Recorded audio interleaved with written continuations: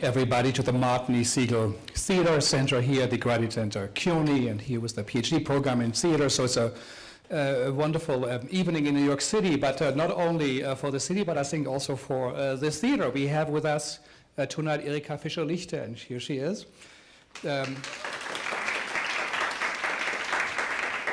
From Berlin, and I think Marvin will tell a little bit later the occasion why she's here. She really is, in terms of chess, a grandmaster of the game. She is a great scientist, a great writer, a great lover of the theater, and she really has influenced and changed how we think about theater and what we should be writing about or thinking about. So it's a great honor to have you with us here. So really, thank you. It's been long overdue, and I know you also run a brilliant theater center in Berlin, and also the way they organize it, they do it, is really something to look up to and to study. So I encourage you all to really also look at Erika's Fischer-Lichte Center in Berlin.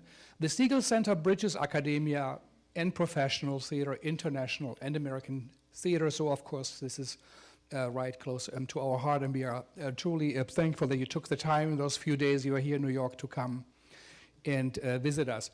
We think it will be 45 minutes, more or less, will be her lecture on Max Reinhardt's mass spectacles and other mass spectacles, and we will have, with Marvin, they will have a little dialogue, a discussion, and then we open it up to some questions. Time is a bit limited. She will have to go also, though, to another event after this. But thank you all for coming out, especially all the students and friends of the Siegel Center, and also faculty. Jean is here, Peter Eckersal, and many others who also have been visitors, if I remember right, at your wonderful center in Berlin. So thank you all for coming. If you have a cell phone with you, please take it out for one moment. And I'm going to do the same, even so I think I left it in my office. But just see, it should really, the ringer should be off. Just take a moment. Please do double check. Thank you so much for coming. There's a place for you. So Marvin, maybe tell us a little bit about Erika and her place in the field. Thank you. Thank you very much, Frank. I always enjoy coming to the events at the Siegel Center, which are such a rich and international offering for us.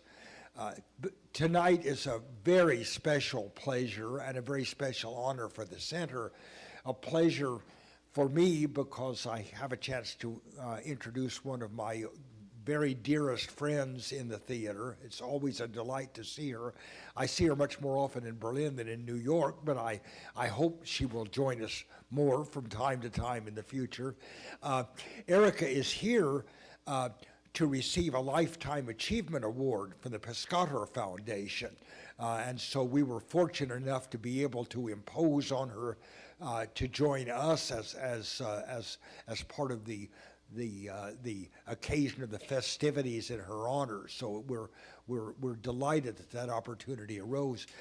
I won't say a great deal about her background and her achievements. There's a long paragraph in the program, but just to say very briefly that for the past several decades, really from the 70s on, Erika has been a major pioneer in almost every new theoretical movement that's come into the theater, in semiotics, in interculturalism, in transcultural studies, and as Frank said, has in recent years been the director of one of the most important international projects in theater in the world today, and this is the Institute Interweaving Performance Cultures in Berlin, which has brought together theater artists from all over the world to exchange ideas, to collaborate on publishing projects, and to inspire each other to go on to new projects, often intercultural projects. It's a model program and much admired everywhere. It's of course a great pleasure. Erika sort of began her career, or at least first came to my attention as a major theater historian, and that side of her we're going to be seeing particularly today with a talk about arguably the most important and influential theater maker of the 20th century, Max Reinhardt. So, Erika.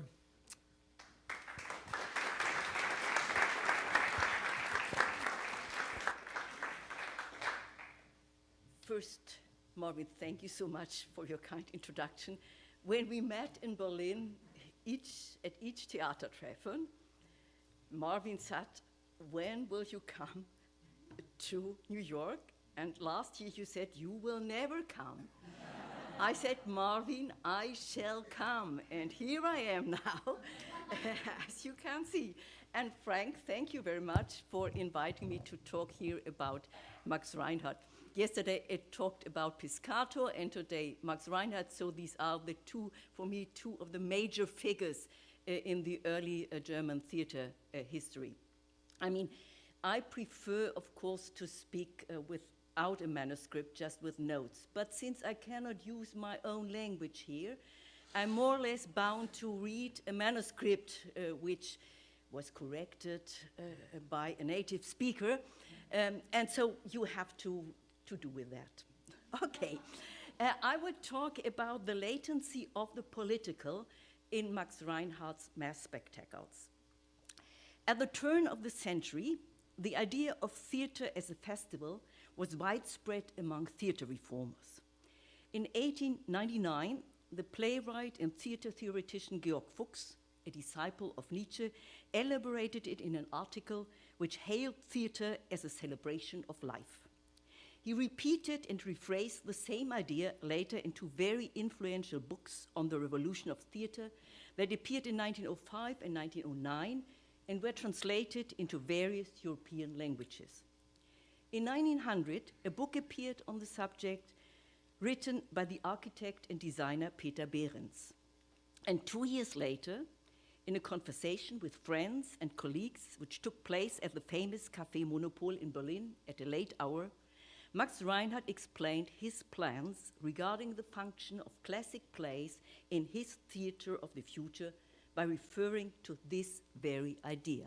I quote him, "The classics must be performed in a new way.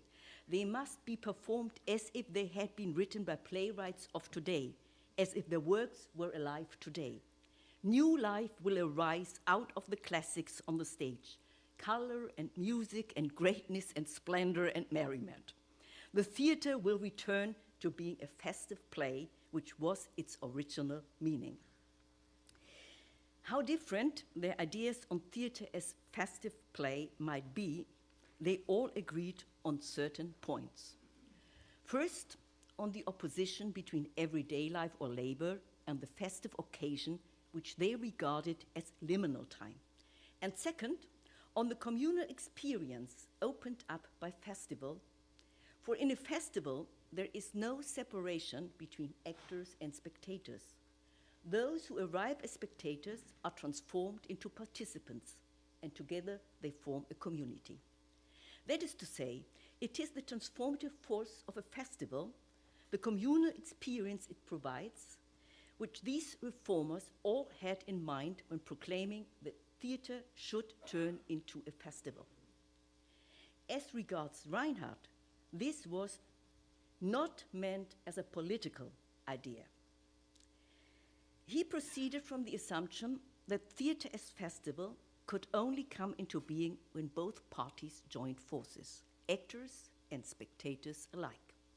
He was convinced that, I quote, "The best theater is not only performed on stage. Actually, the most important players are sitting in the audience.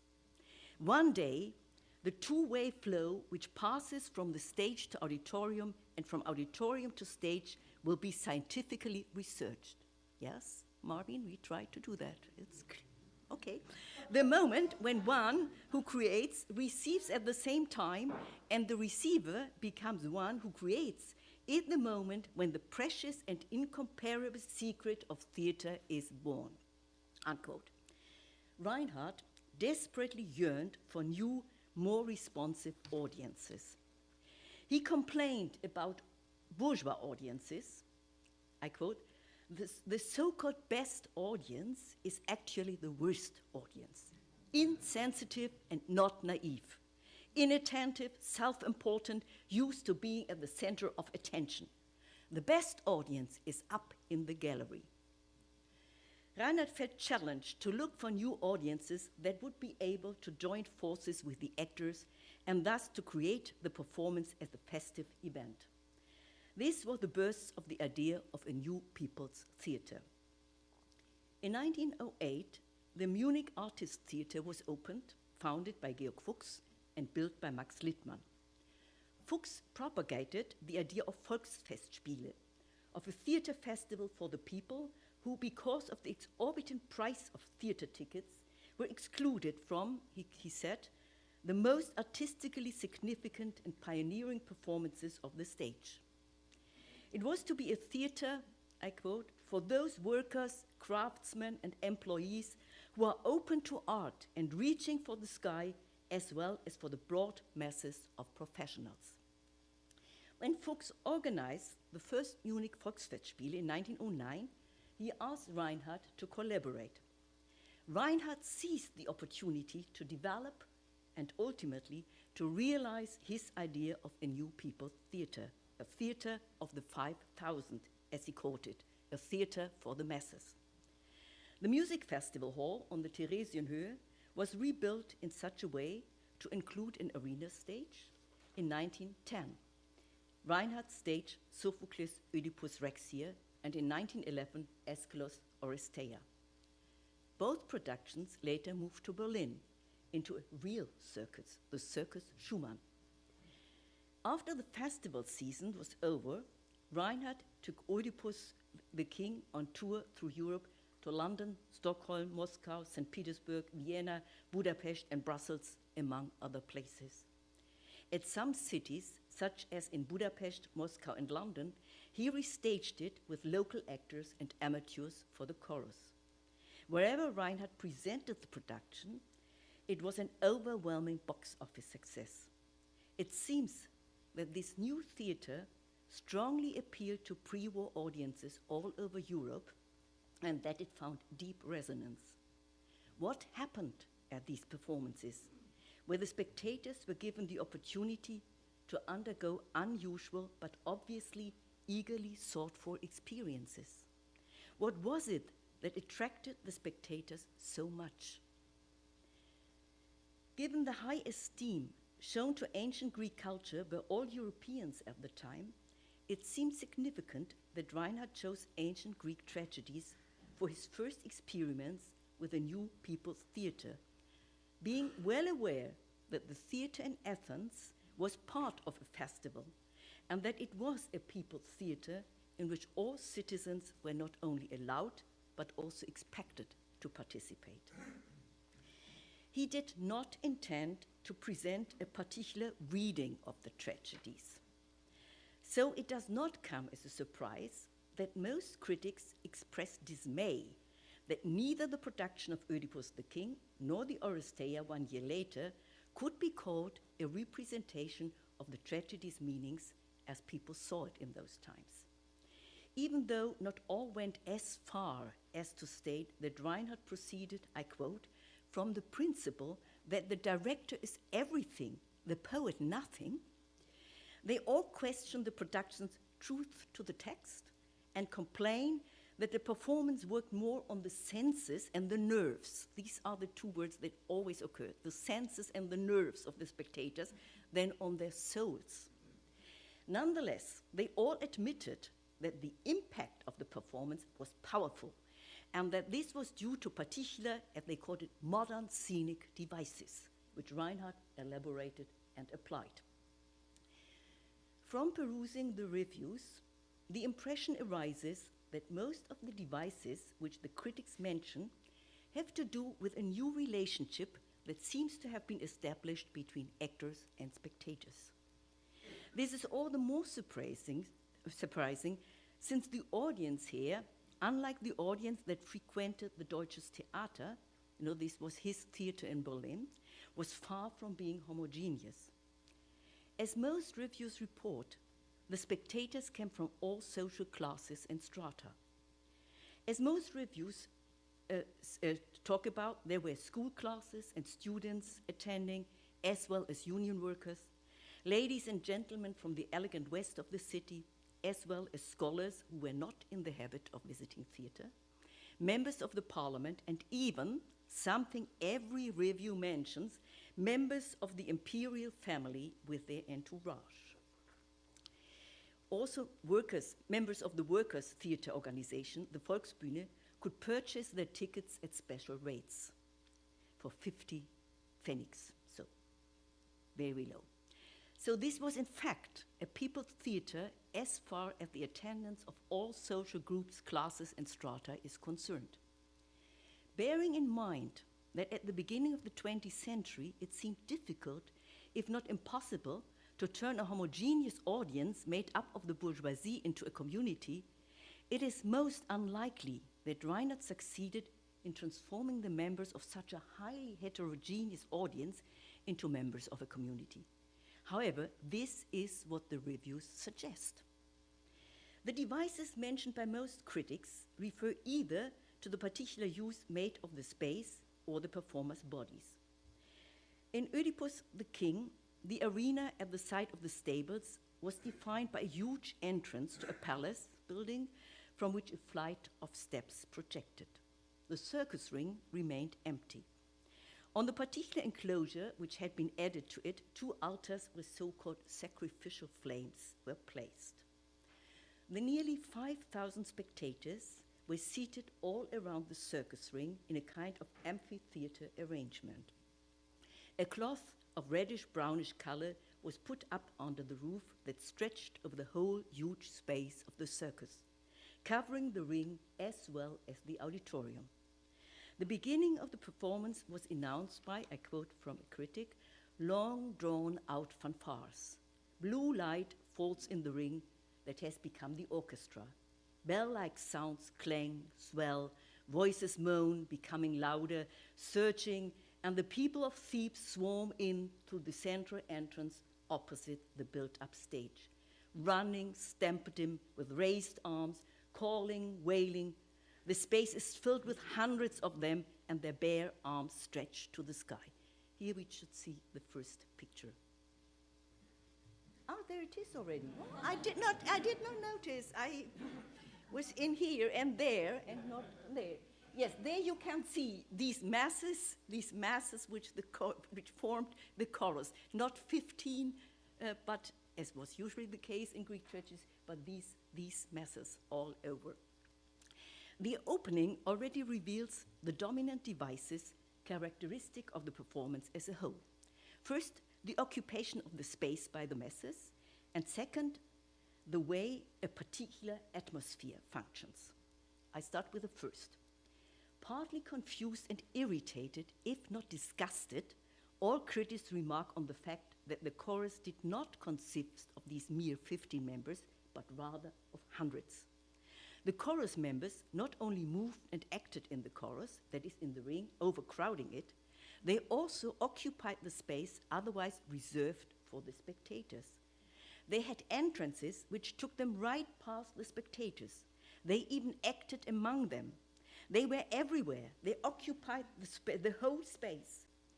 In the Oresteia, where Reinhardt also used this device, the critic Alfred Klar felt most uncomfortable because of, I quote from him, the division of the action into the space in front, between, beneath, and behind us, the eternal exertion to change our viewpoint, the actors flooding into the auditorium so that the figures in the glittering costumes, wigs, and makeups jostle against our bodies, the dialogues held across great distances, the sudden confusing shouts from all corners and direction of the house which startle us, it all helps to distract. It does not help create the illusion, but tears it apart instead. The poor critic, he really suffered. The critic not only felt uncomfortable, because as a spectator he had to change the position of his body if he wanted to see and hear what was going on in the space, but also because the performers moved among the spectators, because they even occupied the space of the auditorium and thus jostled against the spectator's body. That is, they did not respect the boundaries separating one individual body from others. The occupation of the whole space by the performers, on the other hand, canceled the difference between performers and spectators. The performers moved among the spectators, they seemed to be one with them. Thus, they drew the spectators into the action and made it difficult to distinguish between actors and spectators. Altogether, they formed one mass. This point is made by another critic. First, he mentions the presence of Prince August Wilhelm and Prince Oscar. Then the great individuals. Then he continues, but the individual has no impact here. In this half-light, only the crowd has an impact. One begins to understand what the public means. This is what Reinhardt needs. He believes the crowd is everything, subject and object. He rewards 5,000 spectators by presenting a company of almost 10,000, which is exaggerated. He presents the masses to the masses. He shows them themselves in the exaggerated form of passion and costume. Maybe we should go now through the slides just to see these different kinds. This is a sketch by Orlik, yes, how he thought. And you can always see it was planned right in the beginning, as a key in the theater, always to have this audience as part of the whole thing. Yes, there you see what it is. I need not mention it. There we come to Oresteia. This is in the first scene when Aegisthus and Clytemnestra try to put down the chorus of the old man. Yes, here's again the chorus of the old man. And here it's yes, and this is the final play. There you see Alexander Moisey as Orestes, and here is Heinz as the goddess Athena. I think these are more or less yes. So that you get an idea already what it means with these messes. It seems significant that the critics who adhere to bourgeois individualism do not use the term community, but the term crowds or the masses instead, which has a negative connotation. What we can gather from their remarks, however, is the idea that through Reinhardt's special devices, not only was a community of hundreds presented and represented in the orchestra to the spectators, but also a community was brought forth in the course of the performance. A community of thousands comprising performers and spectators alike. In fact, it was a temporary community only. It may not even have lasted the whole duration of the performance, and it may have been that not every spectator seemed a kind of communal experience. It seems to have been a matter of pride for most of the critics that they resisted it.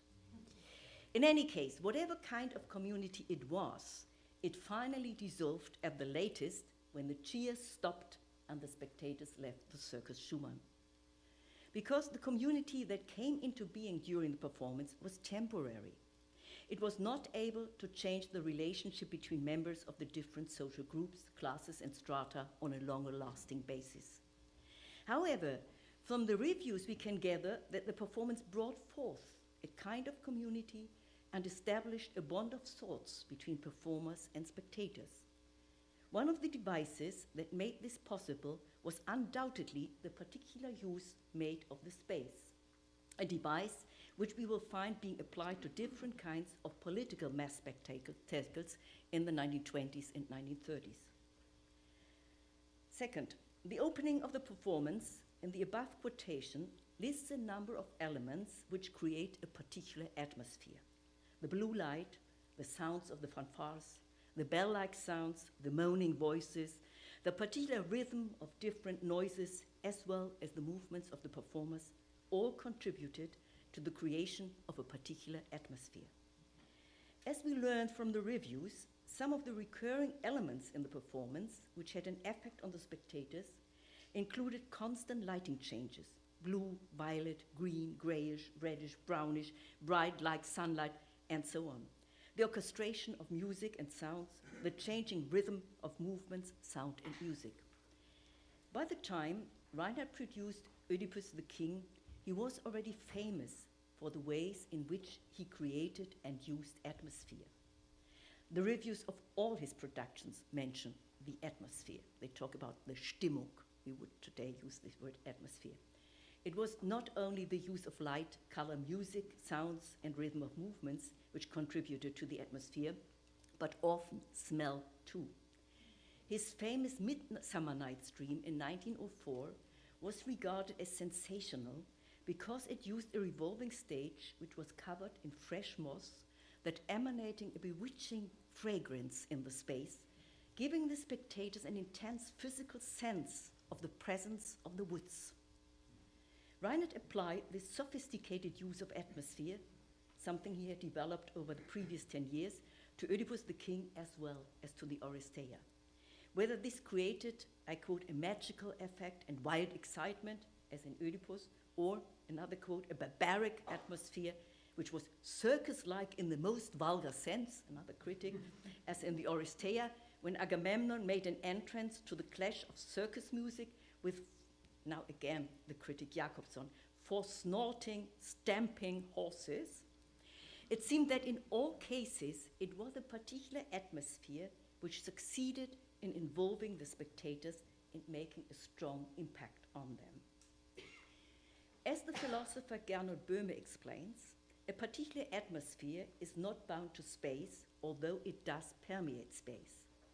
Atmosphere belongs neither to the objects or persons who seem to radiate it, nor to those who enter the space and sense it physically. In a theater space, atmosphere is usually the first element to seize the spectator and open him or her to a particular experience of that very space. This experience cannot be explained by referring to single elements in or of space, for it is not single elements that create atmosphere, but the interplay of all these elements together. Böhme defines atmosphere as spaces that are, I quote, tinted by the presence of objects, humans, or environmental constellations. They are spheres of a presence of something of its reality in space. Böhme goes on to argue that atmosphere, I quote again, is not something that exists by itself in a vacuum, but quite the opposite. It is something that emanates and is created by things, by people, and the constellations that happen between them. Atmosphere is not conceived as something objective, as a quality that belongs to objects, and yet atmosphere is object-like, because it articulates the spheres of its presence. Nor is atmosphere something wholly subjective, moods experienced by someone, and yet it is subjective or belongs to the subjective because it can be felt as a physical presence by the spectator, and this sensation is at the same time a physical self-discovery of the subject in space. In our context, this description and definition of atmosphere seems particularly interesting in terms of two aspects. On the one hand, Böhme defines atmospheres as spheres of presence. That is to say that objects and humans perceived as part of an atmosphere, as objects from which the atmosphere seems to emanate, demand the attention of the person perceiving in a very intense way. They cannot be ignored. They make their presence conspicuous. They impose their presence on the perception of others. On the other hand, Böhme locates atmosphere neither in the objects which seem to radiate it, nor in the subjects who sense it physically, but rather in the space between and around them, as well as both at the same time. That is to say, it is the atmosphere which binds performers and spectators together. Atmosphere can be regarded as a kind of environment which results from and at the same time surrounds them into which both are immersed. Thus, there seems to be a certain transformative potential inherent in atmosphere. We learn that the atmosphere created in Oedipus the king, but also in the Oresteia, was of a very special quality. The elements which contributed to the atmosphere were not only sounds, voices, music, movements, rhythm, smells, light, and color, not only the spotlights, but but also the flickering flames of the open fire on the two altars, as well as the torches held by a group of half-naked young men as they, I quote, raced like savages through the orchestra up and down the steps to the palace. All these elements have two things in common. First, they have a strong physical impact on those who perceive them, and second, they are all transitory and ephemeral. These elements work on the senses and the nerves of the spectators. Sounds, voices, or music, for instance, not only surround the perceiving subject, they also, in a way, invade their bodies. In their bodies, the sounds begin to resonate and trigger similar vibrations. Particular sounds are even able to cause physical pain, which can be clearly localized. The listener can only protect themselves against sound by blocking their ears. Comparable, if not more powerful, is the impact of smells. They invade the whole space and affect everybody present. It is impossible to escape them. They intrude into everyone's body. As Georg Simmel stated, when we smell something, we draw this or that impression deeply into the center of our being, assimilate it intimately, as it were, through the vital process of breathing, which is not possible for any other sense to do of an object unless we eat it. That we smell the atmosphere of someone else in the most intimate perception of him. He permeates our insight in gas form. So far, Simmel. The person who smells will be bodily affected by the subject or by the object which emanates the scent. There is no defense against it. The smell thus can be regarded as a component or ingredient of atmosphere which contributes to the possibility that atmosphere may extend across space between actors and spectators, that it surrounds the spectator, even invades him in a decisive manner. The smell not only has the effect that the object from which it emanates seems present in a particularly intense way to the spectator, but also that the spectator feels his own physical presence in an extremely intense way. By using elements which emanate strong smells, such as the torches, the fire on the altars, or the horses in the Oresteia, Reinhardt exploited such possibilities to the full. Lighting is another factor which contributes enormously to the creation of atmosphere. Although Reinhardt did not yet dispose of a computerized lighting board, as Robert Wilson does nowadays, he pushed the technical possibilities of his time to the extreme and changed the color, tone, shadow, etc. of the spotlights, as well as their focus. With each lighting change, the atmosphere changed. The scale went from dreary, cold, depressive, or eerie to cheerful, happy, or joyous, with all possibilities and nuances in between. Particularly powerful was the change from colors that are sensed as cold to those we perceive as warm. The warmth in particular was emphasized by the fire on the altars and the torches. Even if only those who sat close to the arena could literally sense the warmth of the fire, it also evoked the impression of warmth for others who could only see it. All these elements were related to each other through rhythm. It is rhythm which unites the sounds, voices, music, and movements of the bodies, objects, and light. The reviews often mention the rhythmic effects. It was Georg Fuchs who, in his small book on dance from 1906, pointed to the possibilities working on the body of the spectator through rhythm. He emphatically defines the art of acting as, I quote, the rhythmical movement of the human body in space, executed out of a creative urge to express an emotion through the means of the own body, with the aim of throwing off that inner urge with such a passion that one draws other people into the same or similar ecstasy. Even is rhythm not used to induce ecstatic states, it usually works in some way on the person perceiving it, for the human body is in fact rhythmically tuned. This is why we are particularly capable of perceiving rhythm and to resonate and vibrate with it. Performances which organize and structure the timing will help us to work on the senses of the spectators. So it was not so much symbolic meanings that could be accorded to the elements in question. It was their atmospheric effect which dominated over any kind of symbolic meaning that might have been attributed to them in terms of a particular tradition, ideology, religion, worldview, or political system. It is to be assumed that the associations which individual spectators connected to them differed enormously according to the social group, class, or strata to which they belonged, as well as their personal beliefs. Even voice was not only used for the sake of producing shared linguistic meanings. As one critic complains, Reinhardt did not work with voice, I quote, to create an intellectual effect, but rather to create acoustic waves, which are a significant part of the modern register of atmosphere.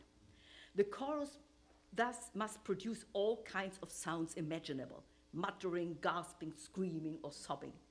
And even when the chorus speaks, it is not the sense of the words which is important, but the sound. The special atmosphere was particularly created by the desemantization of language addressed by the critic, the shift of focus from the meaning of the spoken word to the particular sound and timbre of the voice that emphasized the physical presence of the voice as well as of the speaker. Even with regard to language, it can be concluded that it was not common meanings which came to the fore, but the atmospheric value of the individual voice as well as the harmony or disharmony of the different voices ringing out simultaneously. On the other hand, such a desemantization released a multitude of possible meanings which might be attributed to the spoken words by different spectators. This had far-reaching consequences for the kind of community that came into being in the course of the performance of Oedipus the King and the Oresteia. Since the sense of community did not arise through a common symbolism, which explicitly referred to beliefs, ideologies, etc., shared by all spectators, or at least by a majority of them, but to very special physical effects brought about by the presence of the masses in the space and by the frequently changing atmosphere, it cannot be regarded as a political, national, religious, or ideological community. It came into being mainly, if not exclusively, through performative means, developed and refined by Reinhardt in his theatre since the turn of the century. Therefore, I shall call it a theatrical community. A theatrical community is not only a temporary community, as transitory and ephemeral as any performance. It exists at best throughout the whole course of the performance and dissolves at latest at the very end.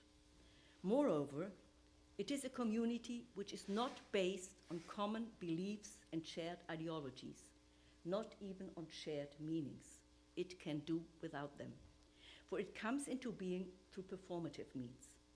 As long as the performance lasts, it is capable of establishing a bond of sorts between individuals who come from the most diverse biographical, social, ideological, religious, political backgrounds, and remain individuals who have associations of their own and generate quite different meanings. The performance does not force them into a common confession. Instead, it allows for shared experiences. Through such experiences, the self of the people who undergo them does not necessarily dissolve, but it certainly cannot be conceived of as something stable, permanently fixed, or rigid.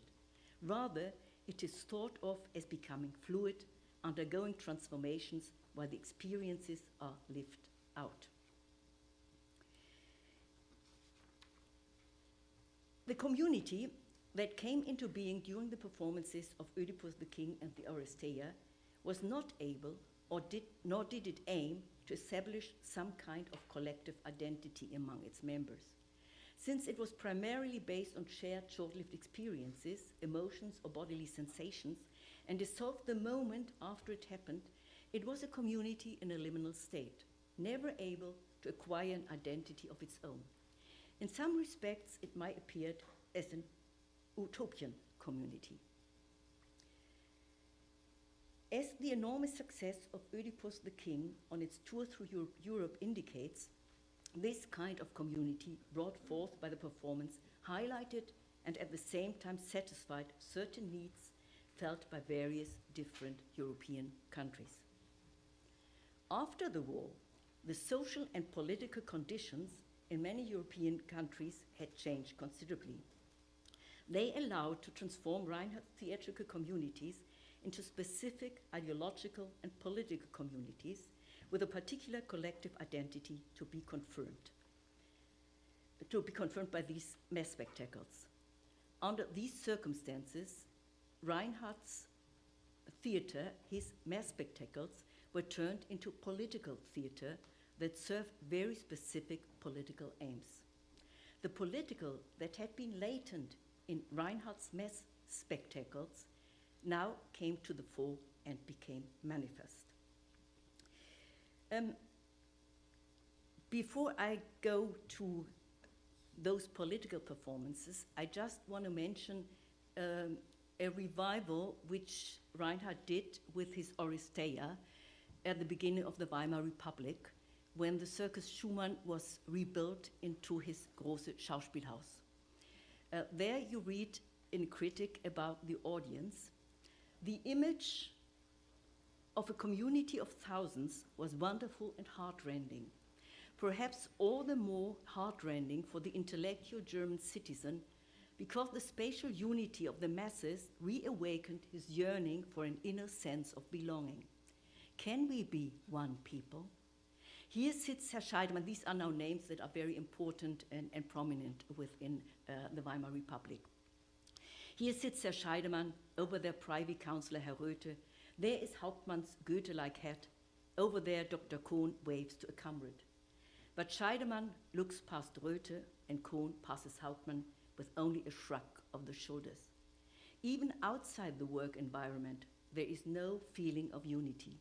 There is no nation on earth which so lacks a feeling of community, and the war has consumed us even more. So we have the greatest people theater, but no people. This was the situation at the beginning of the Weimar Republic. But now let's go over it and have a look at the most prominent examples where, in fact, Reinhardt's devices were all used, but for political reasons. The first are the Russian mass spectacles after the revolution. In the spring 1918, Reinhardt's Oedipus was restaged in the Ciniselli Circus in St. Petersburg, now renamed Petrograd, where it had been performed on Reinhardt's guest tour in 1911. The restaging was initiated by Yuri Yuryev, the leading actor of the Alexandrinsky Theater. The original set of the 1911 performance was still intact, so that an authentic space was secured. Yuryev asked Alexander Granovsky, a Reinhardt disciple who had just returned from Berlin, to direct the revival. Yuryev played the part of Oedipus and Granovsky directed the chorus, so fundamental to the original production, and the mass scenes. The revival proved to be a huge success, as huge as the original, attracting in its week-long run spectators of all social classes. This Reinhardt performance marked the beginning of the series of the mass spectacles that were done by the Red Army Studio. It began with the overthrow of the autocracy in March 1919 and ended with the storming of the Winter Palace at the anniversary of the revolution on November 7th, 1920, all in Petrograd. They all employed Reinhardt's devices, partly combining them with those from other sources. Looking back at the main sources of inspiration on which the avant-gardists drew, they seem to be very far removed from Russian popular culture. However, it cannot be concluded there was no common ground between the intellectuals who put this on and the peasants, soldiers, and laborers that would enable a collective identity to emerge in the course of spectacles directed by the avant-garde as a major contribution to and element of a Bolshevik festival. It is often forgotten that the people, though illiterate, were quite able to occupy a space in an ordered formation, to immerse themselves in an atmosphere created by a particular use of light, sound, smell, or images, and to respond to it by establishing an emotional bond between all those present in the space, and thus to bring forth a community, not as an utopian abstraction, but as lived experience, composed of highly heterogeneous individuals. It was, in fact, religion that accomplished such a miracle. People acquired this capacity by participating in the rituals of the Orthodox liturgy. Here they were all on common ground with the elite, but in a way, but these were used in a way quite similar as Reinhardt did them, although Reinhardt, of course, had another goal in mind. Thus, it may not come as a surprise that the early revolutionary festivals often aroused experiences and triggered forms of behavior and demands on the participants similar to those created by a great Orthodox holiday, as some witness accounts show. Now, let me quote an eyewitness to the overthrow of the aristocracy. There was radiant joy on all the soldiers' faces. They frequently halted as the people embraced and kissed one another in jubilation. Everybody said, "Here it is at last, triumphant Easter has arrived." They were all smartly dressed as if for a big holiday. As in the capital, the Easter tradition of celebration became confused with the revolutionary festival. So this goes both very much together. What is emphasized here is the moment of ultimate transformation and the moment of redemption brought about by the revolution as well as by the revolutionary festival. So my next example, very shortly, is that of the mass spectacles in the Weimar Republic, which were done mostly by workers' unions in Leipzig all over the 1920s. They were performed in cycling arenas, in exhibition halls, in fairgrounds, stadiums, amusement parks, and so on. They used all the special devices that they had learned from Reinhardt. At the performance of War and Peace, one critic from the Leipziger Volkszeitung wrote, "A large community needs, in order to be confident of itself, repeated demonstrations, communal celebrations, demonstrations of joyful events, of mourning, of commitment, of readiness to attack and defend things which have meaning to each and every member of the community. It is the task of art to clothe these moments of intense community spirit in moving expression. The mass spectacle with speaking chorus is a significant beginning. Perhaps it is already more than just a beginning." Clearly, the festivals of the Social Democrats proceeded from the assumption that the participants already formed a community because of their common class interests and intentions. It was the purpose of the festival, and in particular of the mass spectacles, to reaffirm this collective identity. My next example are the Thingspiel movement, the Nazi Thingspiele in the Third Reich. The Thingspiel was meant to combine the people's theater as a mass spectacle with political rallies. Accordingly, it was conceived as the national theater that would be in a position to represent the so-called folk community on stage and bring it forth as a cultic and festive community. In a speech to German theater directors on 8th May 1933, Goebbels developed and explained this idea of a new people's theater. I quote, "The National Socialists will reunite people and stage. We will create a theater of 50,000 and 100,000. We will draw even the last Volkskammerett into the magic of dramatic art and enthuse them again and again for the great substance of our national lives." It is no coincidence that the expression theater of the 50,000 and 100,000 recalls the term Max Reinhardt coined for his new people's theater, the theater of the 5,000. Just as Reinhardt referred to the ancient Greek theater when he staged Oedipus the king and the Oresteia in an arena, so the sites for the Thingspiel plays, in some respects, follow the same model. At so-called sacred sites, as for instance the Lorelei on the Rhine, Ting arenas were to be erected and built into the landscape. They were intended to hold, if not 50 or 100,000, then at least 20,000 spectators. It is small wonder that Goebbels very much wanted to win Reinhardt over for the Thingspiele movement. Reinhardt left Germany after his last Berlin production, Hugo von Hofmannsthals Salzburger Großes Welttheater, which premiered on 1st March 1933 at the Deutsches Theater.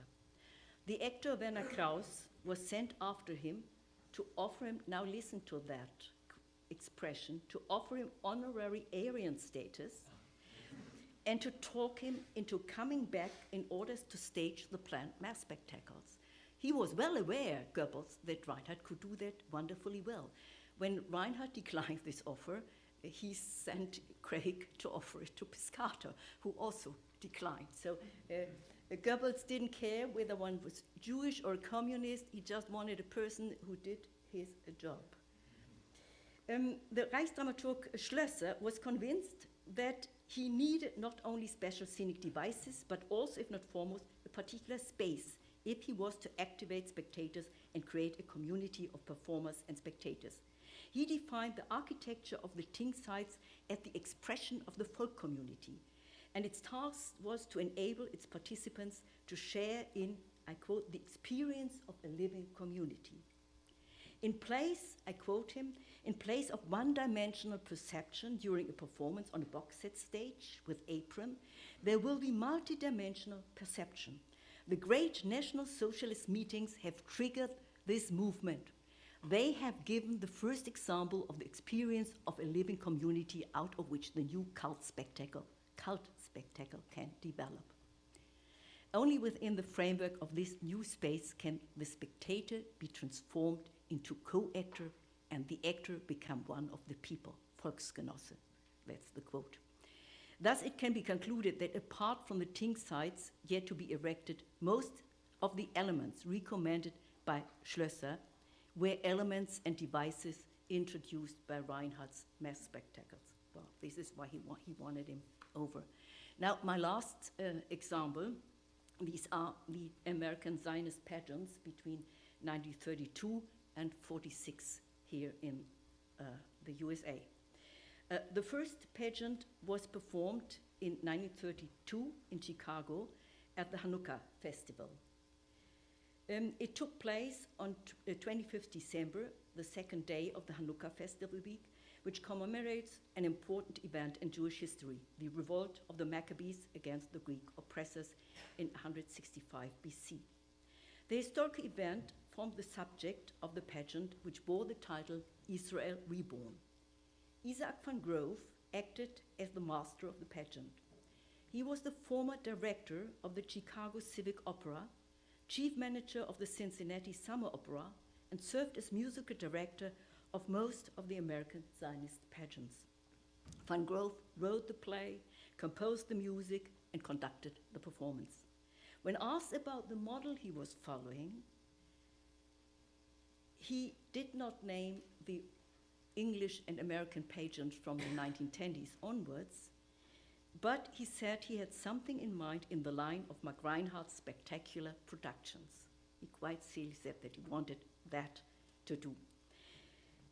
25,000 spectators attended, and the performance was an overwhelming success. Never before had the Hanukkah Festival been celebrated in America through such a kind of performance. It was initiated by Maya W. Weisgall, a committed Zionist. After the overwhelming success of the Israel Reborn, Weisgall felt encouraged to continue his work promoting the national cause by producing pageants as mass spectacles. He initiated and produced the mass spectacle, The Romance of a People, for the 1933 World Fair in Chicago. That is to say that the context and framing of the new pageant was significantly different from that in Israel Reborn. While the Hanukkah pageant addressed members of the Jewish community only and was meant to instill at least a yearning for national identity, The Romance of a People was conceived as a contribution by Chicago's Jewish community to an international exhibition. This opened up the possibility of claiming a Jewish nationhood and to present a particular image of Jewish nation to other nations. The preparations for the pageant started when the Nazis had just seized power in Germany. The performance was scheduled for July 1933. In April, the Aryan paragraph was issued. The persecution of Jews by the Nazis became obvious and public. It forced many German Jews into exile.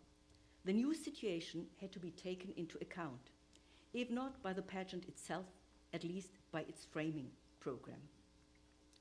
The Romance of a People was performed on 3rd July, the Jewish Day at the World Fair, in an open space, the Soldier Field Stadium, where 150,000 spectators were assembled. It were really masses, many more than Reinhardt would ever have dreamt of. On a huge multi-level stage, 6 episodes of Jewish history unfolded over 3 hours. From the creation of the world, through the rise and fall of the Hebrew kingdom, the expulsion from the Jewish homeland, life in the diaspora, and the return to Zion in modern times. The unfolding of the history was embedded within a framework of a synagogue ritual. Each episode opened with a reading of a portion of the Torah in Hebrew.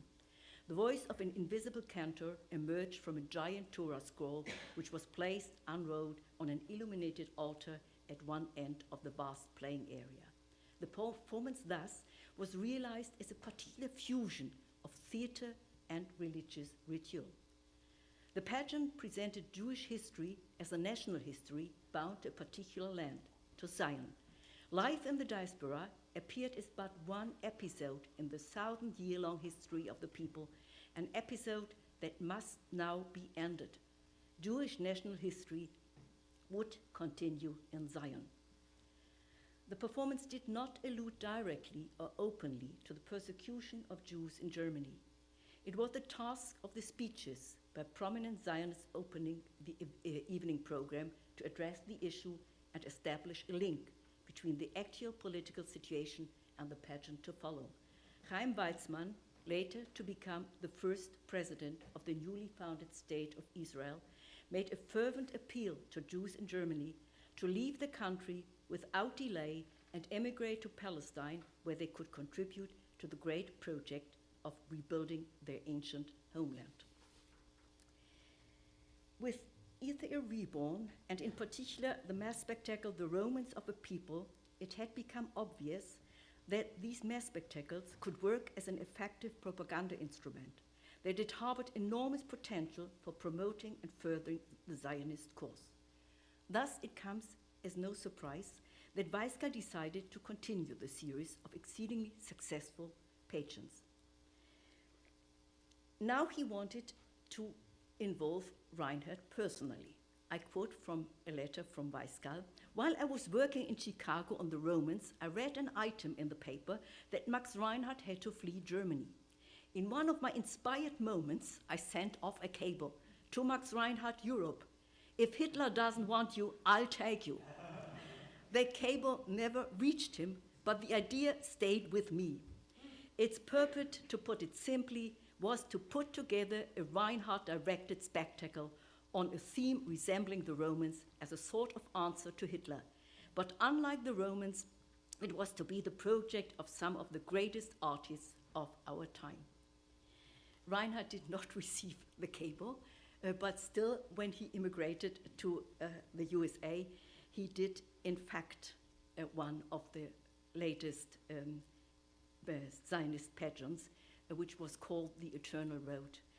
He asked Franz Werfel to write the play and Kurt Weill to compose the music.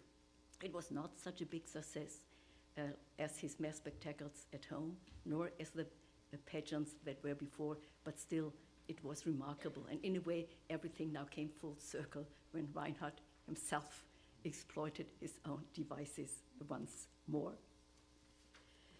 In all these cases, the devices and means Reinhardt developed in his mass spectacles before the war in order to create theatrical communities by the different political and ideological movements after the war were applied in the mass spectacles in order to confirm a particular collective identity of performers and audiences alike, and to further a particular political agenda and cause. Their mass spectacles were openly declared to be political theater and worked as such.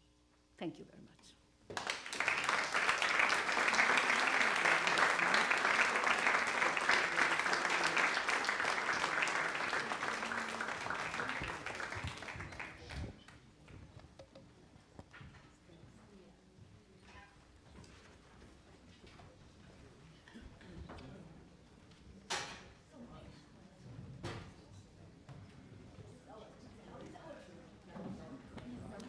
So thank you all for coming and staying. Now we just will have a little change of the scene, and as I just also was reminded, tonight is the lectures dedicated to Daniel GEROULD. It's the official annual Daniel GEROULD lecture, and the theme, I think, is very close to his own research, was very much spent into the Eastern European and Russian work. So this is, of course, in his memory. So Jadwiga GEROULD is with us here. So thank you for coming, Jadwiga.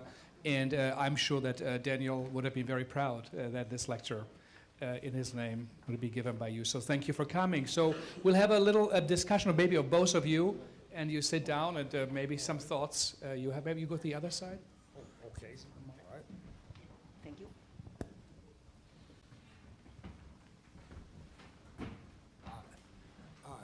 Well, thank you, Erika, for introducing such a wide-ranging and colorful set of occurrences on both sides of the Atlantic in the early 20th century.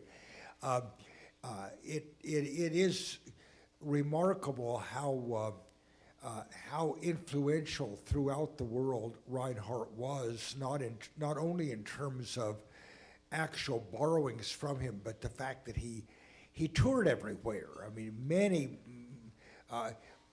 certainly he was among the best known, if not the best known entrepreneur in New York, and particularly with the mass spectacles. You didn't mention the Miracle, but that was a big, huge success in New York, and in London and all around Europe.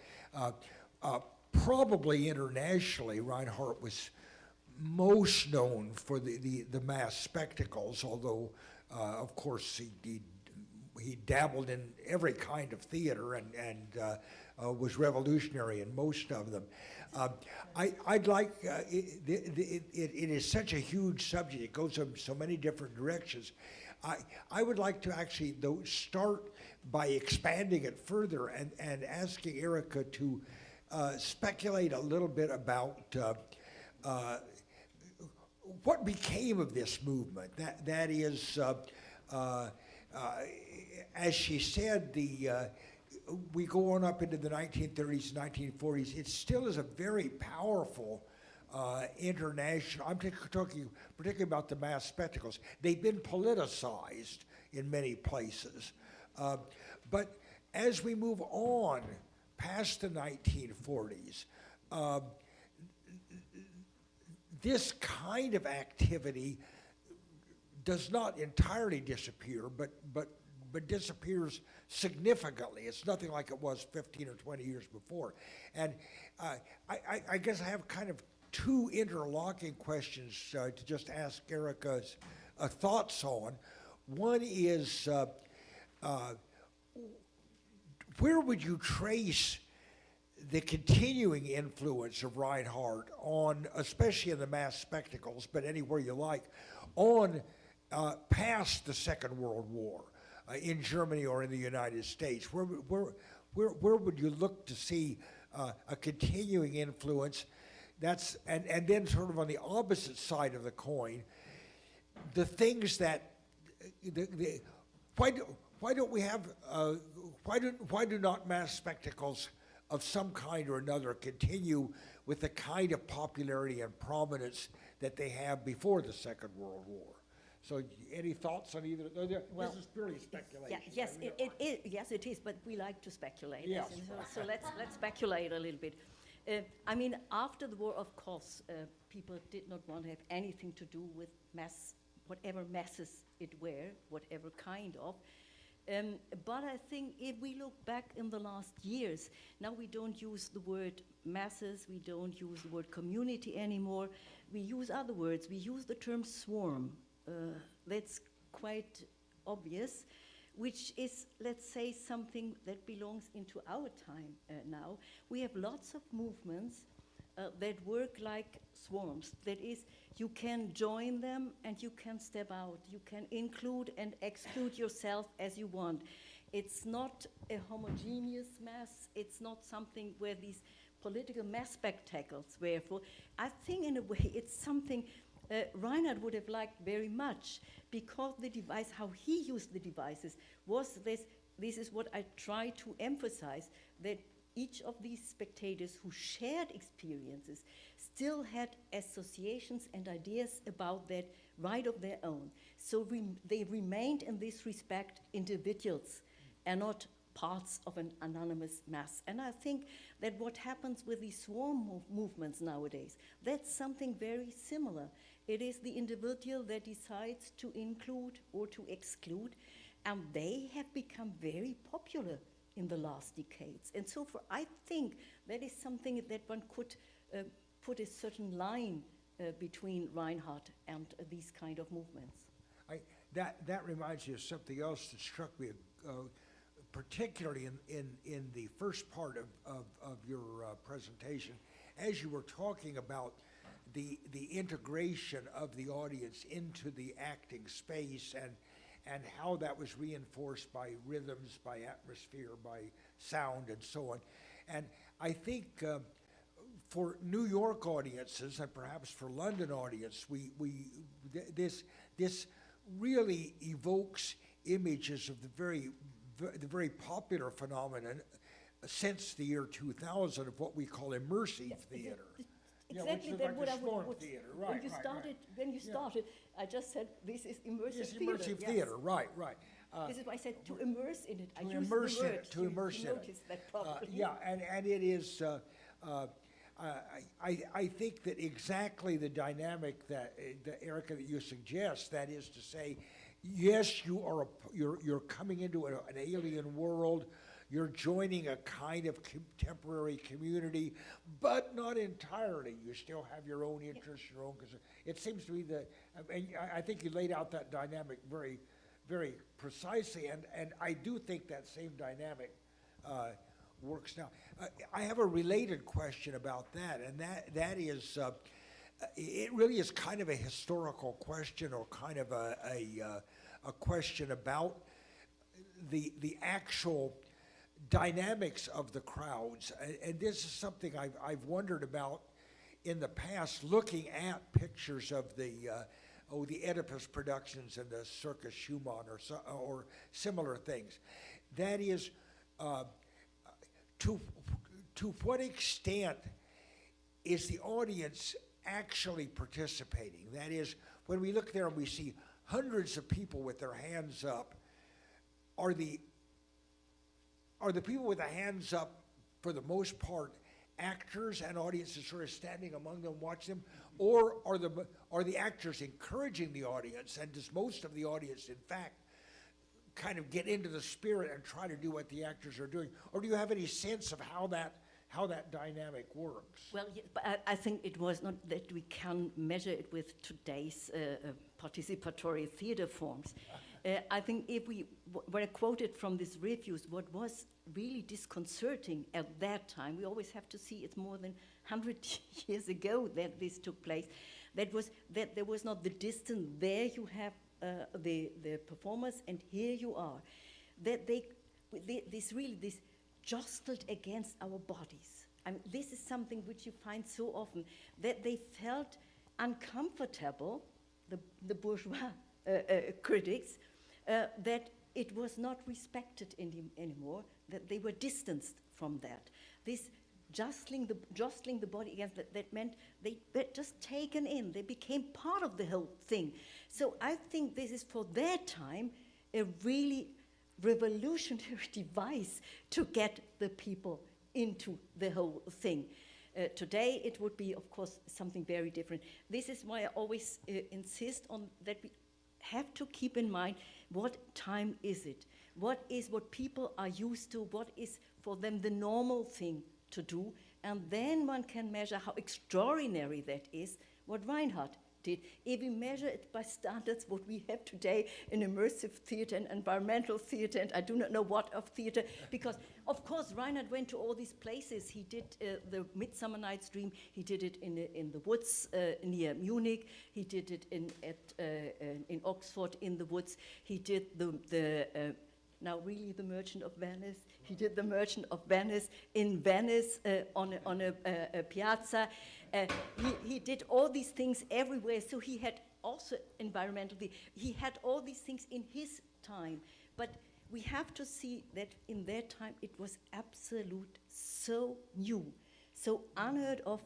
And even, I mean, yesterday we talked about Piscator and all his new technical devices. Reinhardt had quite a lot of, do you call patente also patents? Patents for these inventions that he made for his theater, which had to do with these lighting equipments and with these things. So that was just in that time, I think it was all this was unheard of.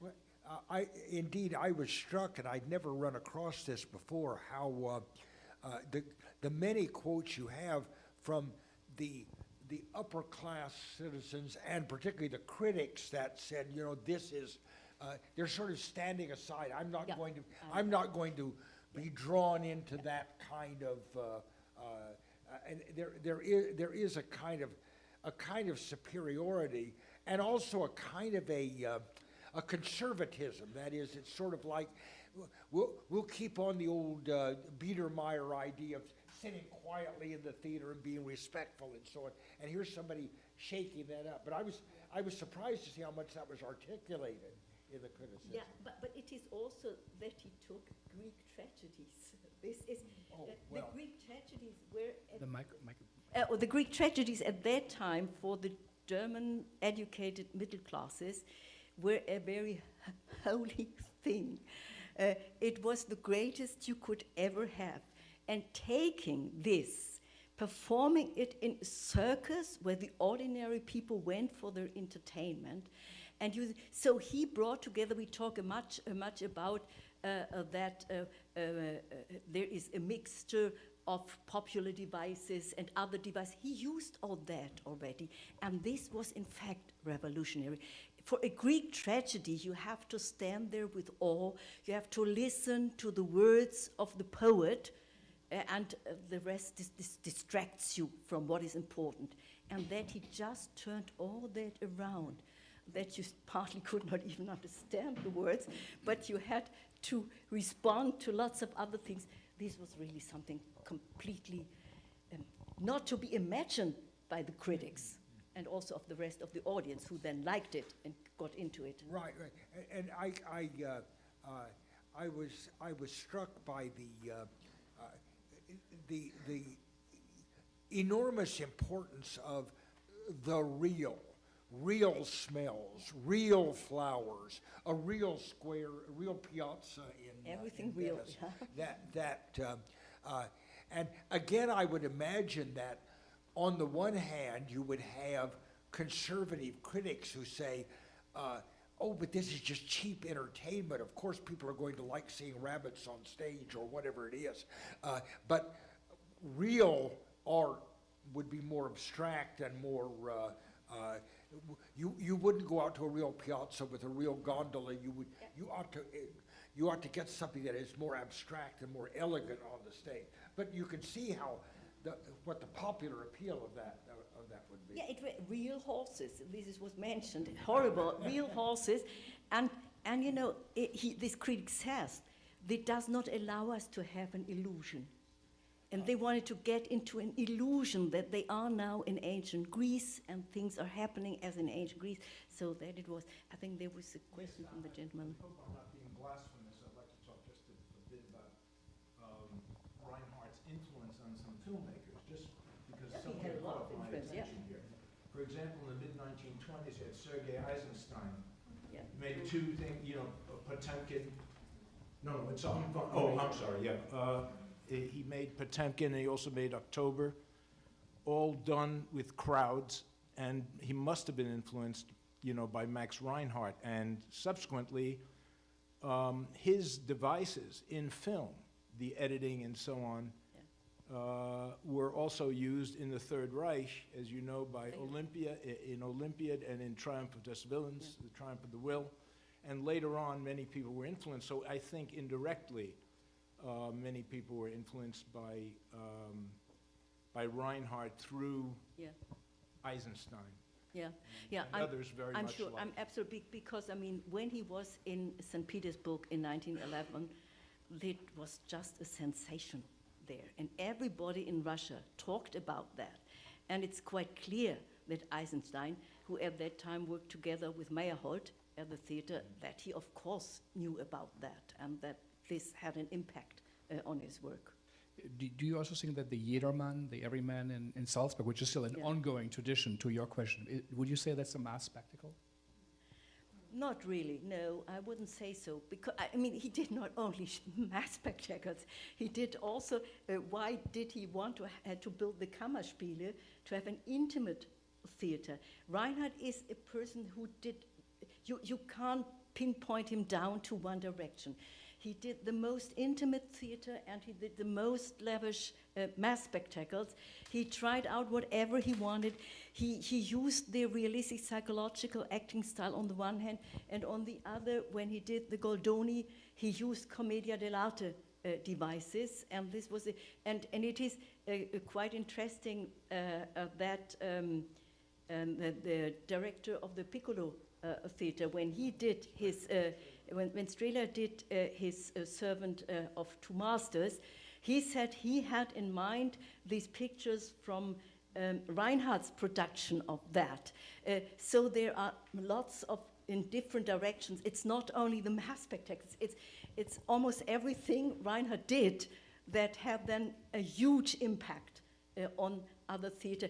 And it was, as Marvin mentioned in the beginning, of course, there were, some, like the Douze, for instance, or Sarah Bernard, there were great actresses touring, also going over to America.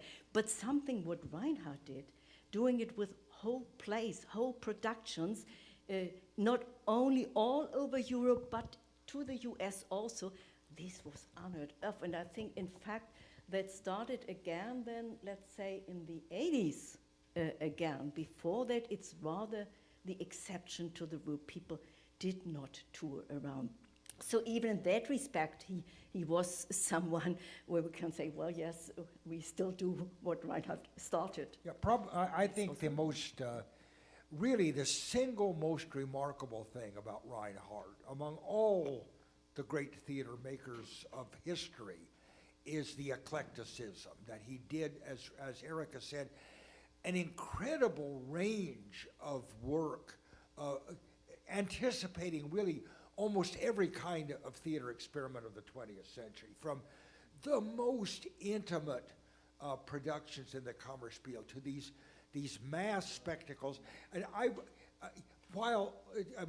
to look specifically at the Salzburg Festival, not a mass spectacle in the sense that these are. There's not a mass on stage, but at the famous opening of that play, The Summoning of Every Man, when death comes down and starts calling for every man, Reinhardt arranged for bells all over the city to be rung, so that, it is immersive theater of the most spectacular kind. So people sitting in that square, the entire city then became, as Erika said, through sound, through lights, through vision, your world is, the whole world becomes theatricalized. But that's just one kind of thing he did. He just did an enormous range of material. And whenever he started doing something new, the critics were first against him. When he did this intimate theater, and the first production there were Ibsen's Ghosts, there the critics, since it's rather small theater, it was more like this here, not more than 99 person could be seated there, the critics objected that you could see every muscle in the face of the actors to move, and they thought that this is very indiscreet. You can't do that. And so that was against where they objected. They always objected. With everything he did was what was new. What the audiences liked it. It's such a difference between what the audiences did, who liked that very quickly, and the critics who always were against what Reinhardt did. Whatever it was, they were against it. Maybe we should go to the audience. Yes. And have one or two questions. Maybe also our students who are here, if something comes to your mind. But maybe we'll start with you. Thank you for such a wonderful talk, very inspiring. I wanted to ask you if you could say a little more about Nietzsche, because it seems the Dionysian is very present in the way you described the mass spectacle on the one hand, and also, since you mentioned the book Der Tanz of Fuchs, and it's 1906, I seem to remember that in that text where he says that acting is basically should become dancing. And then we think of the connection of Nietzsche to dance, of course, in his discourse. I'm just wondering whether you have any further reflections on that. And also, one other thing is that in Fuchs, there's this long discourse against Wagner as a bourgeois phenomenon, as you were mentioning.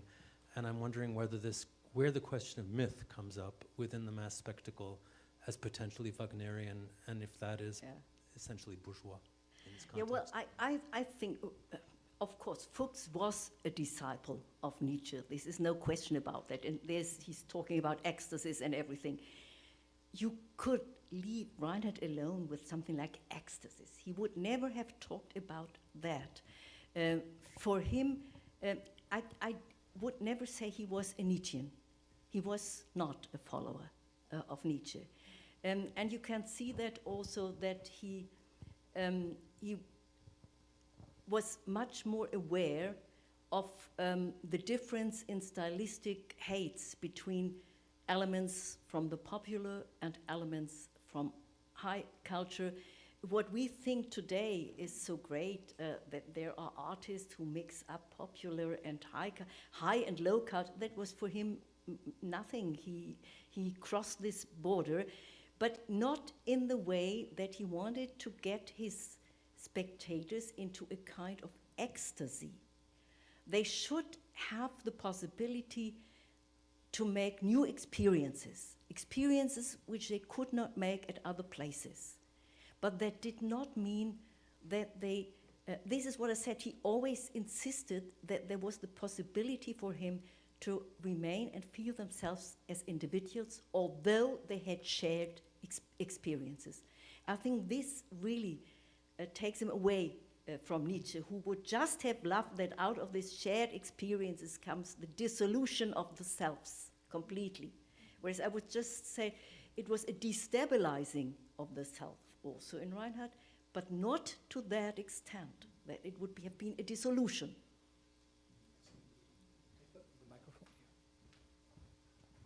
Thank you very much for this expansive discussion of Max Reinhardt. I would just like to mention something. Else Lasker-Schüler wrote a play between 1939 called Ich und Ich, which Judith Malina and the Living Theatre in 1989 produced.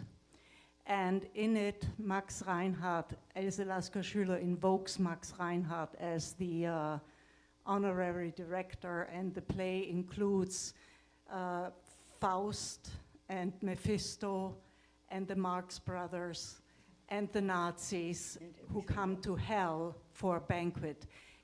And it was a very Reinhardtian dramaturgy. It was done on Avenue C in the very small theater that the Living Theatre at that time had, but very much immersive, because she built a hellish cabaret. People sat around and got served by little devils. And the play happened around the audience. And so in a very small way, It was a fantastic evocation of that kind of a spectacle. I think it's important that we have, yesterday we had Piscator and today we have Reinhardt, and both of them were very, very different, but both left their imprint on theater makers in different parts of the world. That's quite interesting to follow this strand. Maybe one last question over there. Yeah, I was just wondering if you could talk a little bit more about his sort of political turn, because you mentioned in the beginning that he was quite unpolitical, or that he didn't mean for it to be a political performance. Yeah. So I didn't know that he did any of these Zionist pageants. So what made him become political? Was it the shock of the Nazi regime, or was it just the temptation of... He did not... This is one of the reasons why the Eternal Road became not such a success, because he did not want to do a political spectacle. He used it more than... he also, he was a deeply believing Jew who went to the synagogue, but he did not want also to have that on the theater. He distinguished between both of that. And so this Eternal Road was alluding to religion, but not religious in that sense. And it had not much to do with this is why Weisgall, in the end, was very desperate about the whole undertaking, because this is not what he had hoped Reinhardt would do. Reinhardt did not want to do political theater. He was quite, and so far he's just the opposite to Piscator, who said, what I do is political theater, and the other who said, what I do is definitely not political theater. He didn't want to do that. Well, again, we could go on, especially with both of you here, for a much longer time, but we ran out of our 19 minutes. So again, thank you for coming. Thank you for sharing your time and experience. And thank you all for coming. Thank you.